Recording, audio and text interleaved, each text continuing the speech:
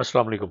खलील जिब्रान का खूबसूरत अफसाना पेश कर रहा हूँ जिसका नाम है तसल्लुत ख़ज़ां। ख़ज़ां फिर मुसल्लत बरसर कायनात है। फ़ज़ा में एक दशना खौफ सांस ले रहा है। परिंदे आशियानों में साकत हैं और गुंजे टहनियों पर खामोश। सरसब्ज पत्ते फरते अलम से जर्द जर्द पड़ गए हैं, किसी अलम रसीदा के रुखे पुरमलाल की तरह जर्द जर्द। खज़ां के दस्तदादी का शिकार पत्ते फ़ज़ा में उड़ते हैं।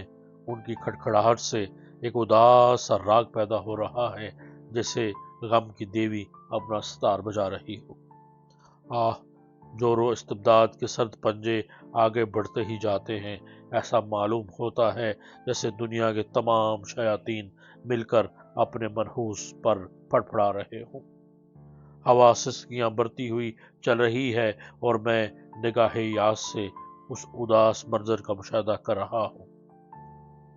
दिल किसी बिछड़े हुए परिंदे की तरह सहमा हुआ है और रूह बीमार की तरह कराह कर उदास उदास और रूह बीमार की कराह की तरह उदास उदास। खज़ां के दस्ते तादी ने सैकड़ों कलूब खिलने से बेशतर ही मुरझा दिए। समंदर दम तोड़ते हुए मरीज की तरह सांस ले रहा है। लहरें साहिल से टकरा टकरा कर आहोजारी करती हैं।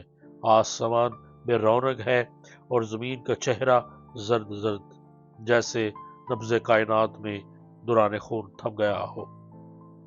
मेरी अश्कबार आंखें उस मंजर की ताब नहीं ला सकती।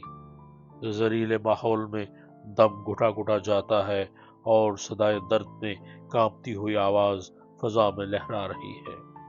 उफ ये खजा, ये बेरौनक अफसरदा कुन खजा।